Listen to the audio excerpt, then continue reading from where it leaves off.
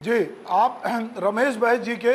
का एक प्रकार से चुनाव संचालन करते रहे। सुनील सोनी के चुनाव में भी आप प्रमुख भूमिका निभाते रहे। इसके बाद भी हम जानते हैं कि आपको लगातार पार्टी जो है, इसके अलावा जितने उपचुनाव होते रहे हैं, पार्टी ने महती जिम्मेदारी आपको दी और आपको जब किसी काम में लगाया जाता है तो लोग ये समझते हैं कि जीत की गारंटी पक्की है, क्योंकि आपने दक्षिण के साथ आपका एक परिवार का रिश्ता रहा है। अभी आप बता रहे हैं कि चूंकि आप छात्र राजनीति से रहे हैं, तो रायपुर जिला, जिसका एक ही यूनिवर्सिटी होती थी रविशंकर विश्वविद्यालय, और आसपास के सभी जगह के लोग आते थे, तो सब चाहते हैं कि हमारा प्रतिनिधि बृजमोहन अग्रवाल की तरह हो, जो हमको पहचाने, हमको जाने और हम उसके पास जाएं तो हमारी मदद के लिए तत्पर हो। अब आपका दायरा बढ़ने वाला है,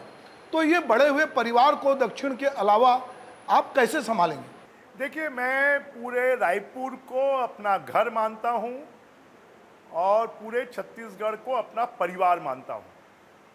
और पूरे छत्तीसगढ़ में ऐसा कोई ब्लॉक नहीं है जहां पर मैंने पिछले 45 सालों में मैं 5, 7, 10 बार नहीं गया हूं,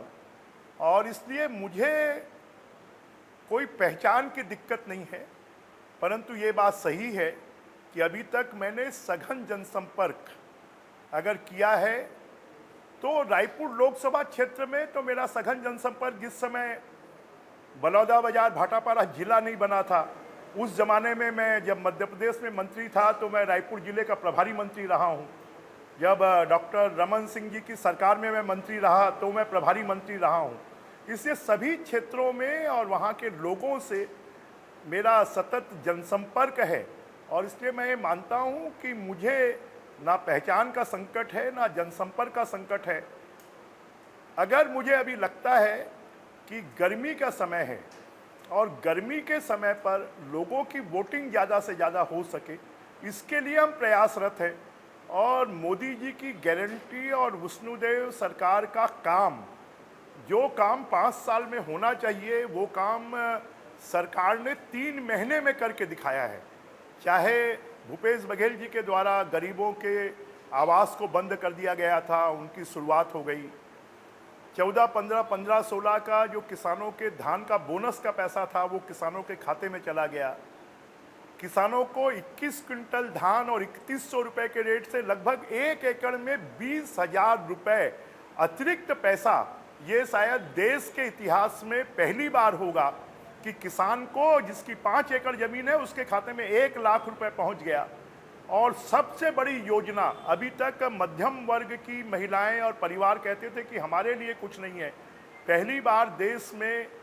छत्तीसगढ़ की सरकार ने मातृवंदन योजना के नाम से एक योजना शुरू की, जिसमें 12,000 रुपये महिलाओं के खाते में, शादीशुदा महिलाओं के खाते में साल में जाएगा, और 1,000 रुपये उनके खाते में पहले महीने में चला गया। और जब तक चुनाव होगा तो 3 महीने के पैसे उनके खाते में चले जाएंगे। तो मुझे लगता है अब कांग्रेस के पास में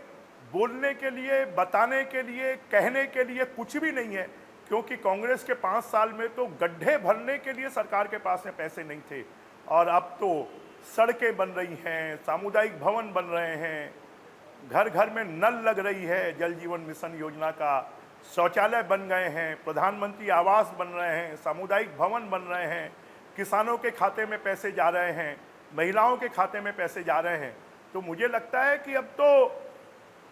कांग्रेस में जिस प्रकार की भगदड़ मची हुई है और हजारों की संख्या में कांग्रेस के नेता, कार्यकर्ता कांग्रेस छोड़कर बीजेपी में शामिल हो रहे हैं, उससे ऐसा लगता है कि छत्तीसगढ़ की 11 की 11 सीटें बीजेपी जीत कर आएगी, और अब की बार 400 पार का जो नारा है वो पूरा होगा। एक बार फिर मोदी की सरकार आएगी और तीसरी बार मोदी जी प्रधानमंत्री बनेंगे।